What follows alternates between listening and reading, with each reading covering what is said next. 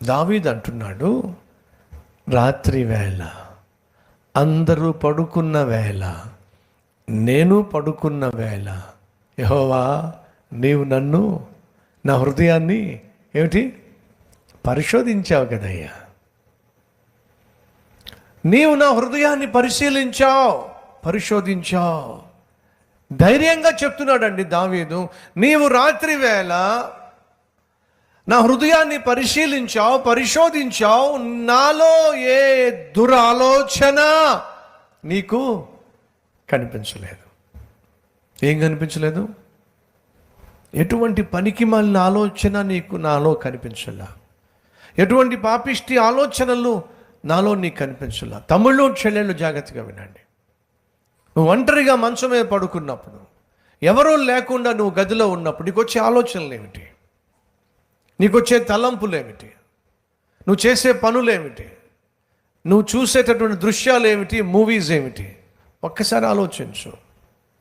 నువ్వు దేవుని దగ్గరకు వచ్చి నీ కష్టాలు చెప్పుకుంటున్నావు, నువ్వు దేవుని దగ్గరకు వచ్చి నీ బాధలు చెప్పుకుంటున్నావు. దేవుడేమో అసాధ్యాలు చేసేసేయాలి, కరెక్టే చేస్తాడు, కానీ ఆయన అద్భుతాలు ఆశ్చర్యకార్యాలు నీ జీవితంలో చేయాలంటే నువ్వు కుదురుగా ఉండాలి కదా నాయన. జవాబులు పొందుకోవడానికి తగినటువంటి అర్హత నీకు ఉండాలి కదా. దేవుడు ఇచ్చినటువంటి జవాబులు అనుభవించడానికి తగినటువంటి ఆత్మీయత ఉండాలి కదా.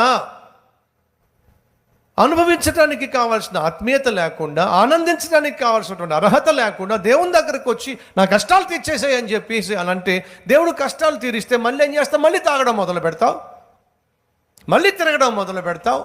ప్రభువా నాకు ఆరోగ్యం బాగోలేదు, నాకు మంచి ఆరోగ్యం దయచే ప్రభువా అని ప్రార్థన చేస్తే, దేవుడు ఒకవేళ నీకు ఆరోగ్యాన్ని ఇస్తే మళ్ళీ ఏం చేస్తావు? మళ్ళీ వ్యభిచారం చేయడం మొదలు పెడతావు, మళ్ళీ దుష్టమైన పనులు చేయడం మొదలు పెడతావు. కాబట్టే చెప్తున్నాను, నువ్వు అడిగినంత మాత్రాన దేవుడు వెంటనే చూసి చూడనట్టుగా పో, నీ వరం ఇచ్చేసాను పో, ఆరోగ్యాన్ని ఇచ్చేసాను పో అని చెప్పేవాడు మాత్రం నా దేవుడు కాదో.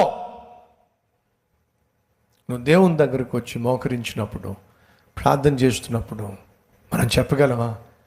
ప్రభువా నేను రాత్రి పడుకున్నాను కదా, పడుకున్నప్పుడు నువ్వు వచ్చావు కదా, నా హృదయాన్ని పరిశీలించావు కదా, నా హృదయంలో ఎటువంటి దురాలోచన నీకు కనిపించలేదు కదా. చెప్పగలవా? దావీదు చెప్పగలిగాడు.